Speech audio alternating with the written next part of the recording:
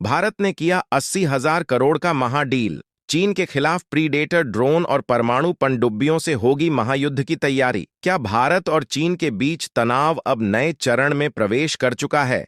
हाल ही में भारत ने 80,000 करोड़ रुपए के रक्षा सौदे किए हैं, जिनमें प्रीडेटर ड्रोन और परमाणु पनडुब्बियों को शामिल किया गया है।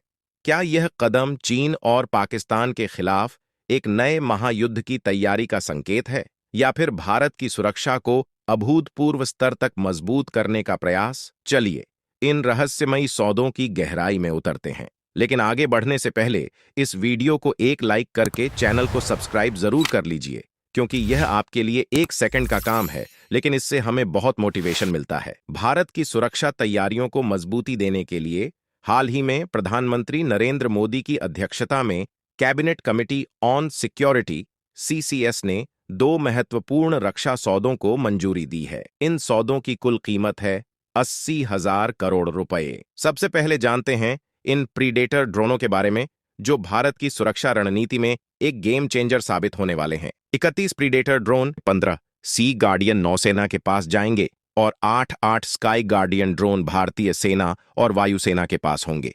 इन ड्रोनों की खास बात यह है कि ये 35 घंटे तक लगातार हवा में रह सकते हैं, 4 हेलफायर मिसाइल और 450 किलो बम ले जा सकते हैं। लेकिन आपको ये जानकर हैरानी होगी कि ये वही ड्रोन हैं जिनका इस्तेमाल अमेरिका ने 2022 में काबुल में अल-कायदा नेता अयमान अल जवाहिरी को मार गिराने के लिए किया था। ये ड्रोन न केवल निगरानी बल्कि सटीक लक्ष्य भेदन में भी माहिर हैं।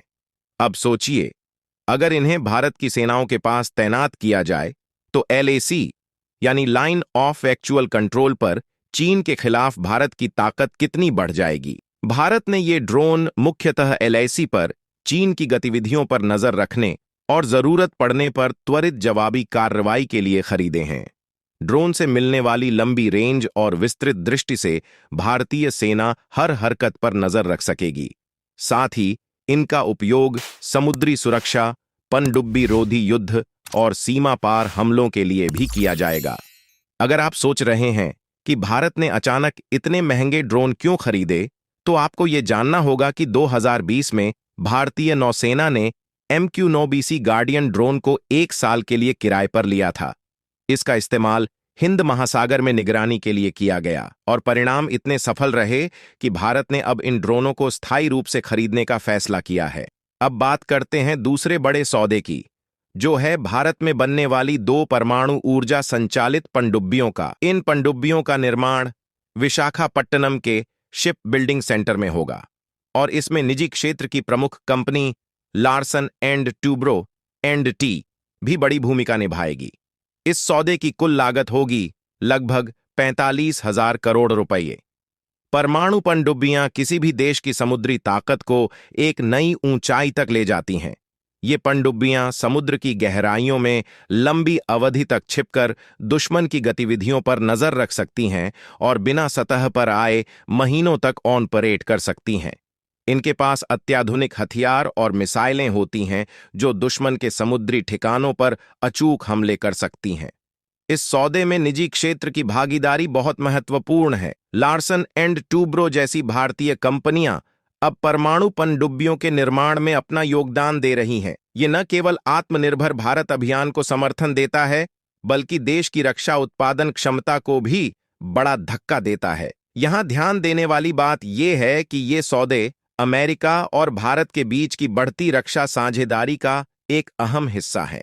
जून 2023 में प्रधानमंत्री मोदी के ऐतिहासिक अमेरिका दौरे के दौरान इस डील का ऐलान किया गया था, लेकिन इसे अंतिम मंजूरी अक्टूबर 2023 से पहले देनी थी, क्योंकि अमेरिकी प्रस्ताव की वैधता तब तक ही थी।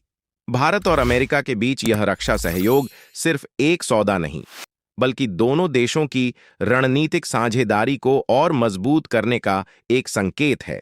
इससे भारत की सेना को अत्याधुनिक तकनीक और उपकरण मिलेंगे जो भविष्य के युद्धों में निर्णायक भूमिका निभा सकते हैं।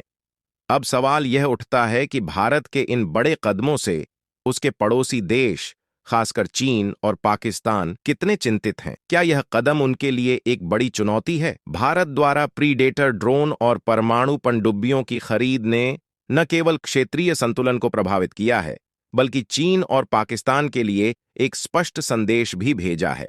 चीन के एलएसी पर भारत की निगरानी क्षमता बढ़ने से उसकी रणनीतिक बढ़त को चुनौती मिल रही है। वहीं पाकिस्तान भी अब अपनी रक्षा तैयारियों को पुनः आकलन कर सकता है। तो क्या भारत के ये बड़े रक्षा सौदे एक नए युग की शुरुआत है? क्या चीन और पाकिस्तान को अब भारत से सतर्क रहना होगा, या ये सिर्फ भारत की सुरक्षा को मजबूती देने का एक नियमित कदम है? इस पूरे घटनाक्रम के बारे में आपकी क्या राय है? नीचे कमेंट में जरूर बताएं।